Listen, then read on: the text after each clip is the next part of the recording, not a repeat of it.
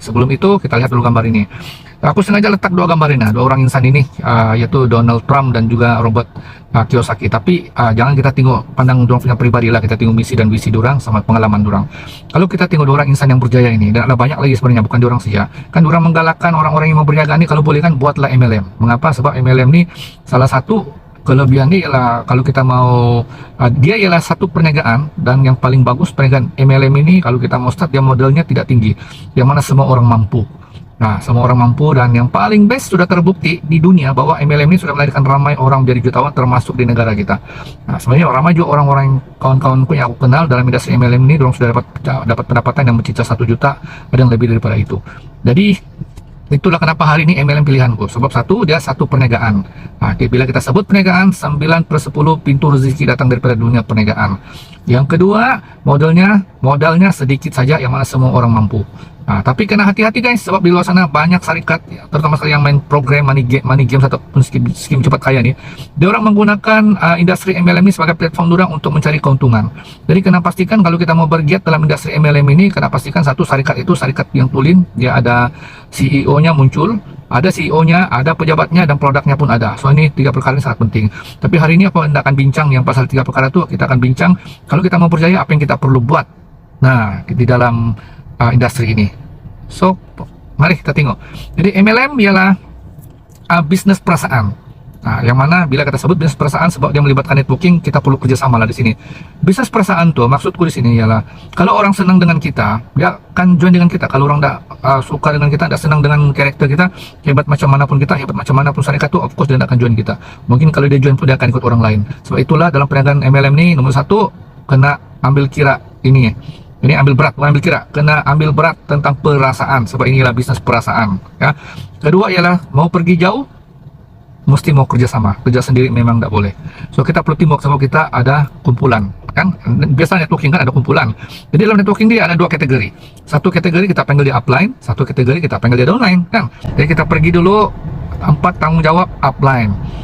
Yang pertama, rela kongsi pengetahuan ataupun salurkan segala pengetahuan. Nah, apa maknanya? Maknanya ialah kita upline, bila kita sponsor orang baru, orang akan kongsi kita, kan, kita mesti bagi dia pengetahuan tentang company, punya profile, tentang maklumat tentang produk.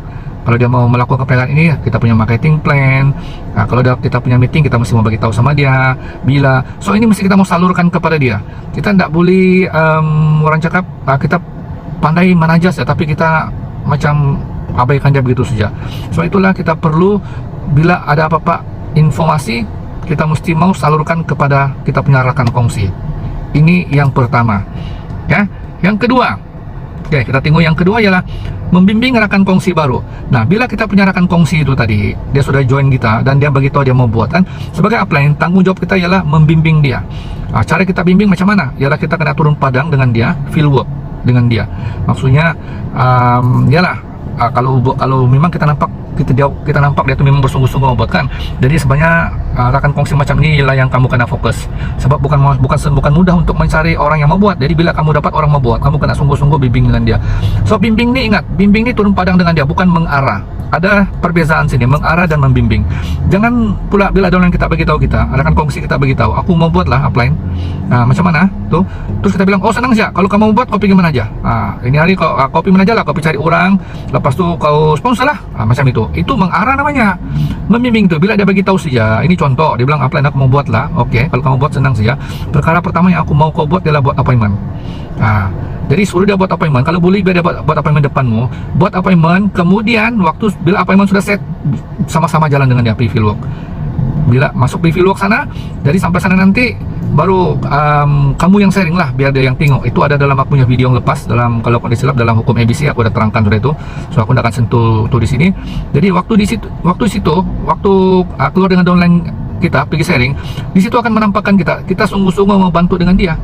Jadi dia lagi semangat sebab kita tidak lepas tangan. Betul lah? Setuju kan nih? So bukan itu saja, tahu? Bukan itu saja sebenarnya. Di situ juga dia boleh nampak macam mana cara kita filing, cara kita berkongsi, dia akan nampak itu semua. Jadi Ini ialah tanggung jawab kita sebagai upline. Ingat, bukan senang untuk kita mau cari pemimpin yang mau melakukan perniagaan ini. Jadi bila ada sudah yang mengeluarkan signal yang dia mau buat, so kamu kena bantu dengan dia, dengan cara mesti mau turun padang fieldwork dengan dia, jangan mengarah-arah dia, ya. Nah, boleh ya guys. Itu yang kedua. Seterusnya, yang ketiga, tanggung jawab upline ialah sabar memupuk pemimpin. Nah, ini yang sini mencabar betul nih, kan, terutama sekali kepada upline-upline yang sudah ada ramai rakan kongsi.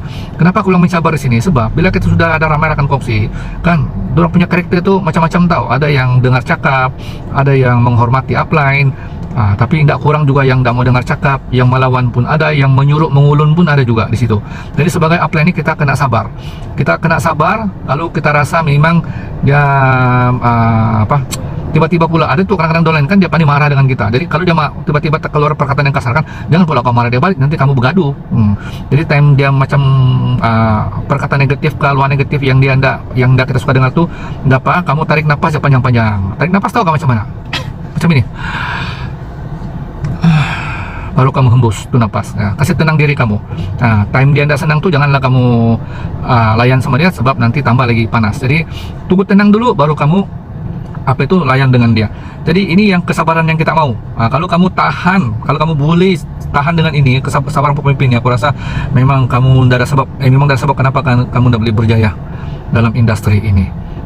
Sebab ingat sejak dalam rumah kita pun, kalau kita ada 4-5 orang anak, karakter anak kita bukan sama. Ada yang nakal, ada yang mau dengar cakap, ada yang manja begitu, ada yang pandai mengampu, macam-macam kita jumpa tuh. Sama juga dalam industri ini. So kita sebagai upline kena sabar. Boleh guys? Oke, yang ketiga itu. Yang keempat, tanggung jawab upline yang keempat ialah membimbing dengan penuh kasih sayang dan juga bantu dia menyelesaikan masalah jika ada masalah. Oke, tugas kita sebagai upline ialah membimbing rakan kongsi kita, terutama sekali yang mau buat. So bila aku sebut bimbing di sini, ya, kita mesti bimbing dan ikut cara yang betul. Jangan ajari cara yang salah. Kena ajari cara yang betul dengan penuh kasih sayang tuh maksudnya jangan bukan bersayang-sayang dengan dia lah. Maksudnya kan bimbing dia dengan cara yang supaya hatinya indah sakit begitu, indah terasa begitu. Kalau tegur pun biarlah tegur dengan teguran yang suara itu pun janganlah yang tinggi menunjukkan marah, biarlah yang lembut. Macam itu maksudnya itu, ya. Sebab tugas upline ini adalah untuk membimbing rakan kongsi dia. Sebab kunci dalam MLM ini senang saja. Aku tidak tahu lah syarikat lain, tapi di sini kalau kau mau berjaya, kan, kau kena lahirkan ramai pemimpin di dalam rangkaianmu. Semakin ramai pemimpin di rangkaianmu, semakin berjayalah kamu tuh. So itu antara rahasia mau berjaya dalam industri MLM, khususnya dalam syarikat ini, ya. So bila pula downline kita tuh tiba-tiba dia ada masalah dengan prospeknya, jangan pula kita melarikan diri, menghilangkan. Kita mesti bantu dia selesaikan masalah tuh. Ini contohnya mungkin ada masalah, downline itu prospeknya lepas guna produk tuh dia dapat kesan sembuh, tiba-tiba penyakitnya pula keluar balik. Jadi jangan pula kita panik, jangan kita takut. Kalau downline kita mengadu dengan kita, bagi tahu dengan downline kita itu sudah biasa. Tanya lah bilang, sebab itu tanda-tanda penyembuhan, itu normal. Ya, itu normal. Artinya dia ada peluang untuk sembuh. Yang penting kalau dia tidak tahan bilang, suruh dia kurangkan dos lah dan minum banyak air. So itu cara kita bantu menangani masalah yang berkaitan dengan bisnis ini saja, bukan masalah rumah tangga. Boleh? So ini 4 perkara tanggung jawab upline. Sekarang kita pergi pula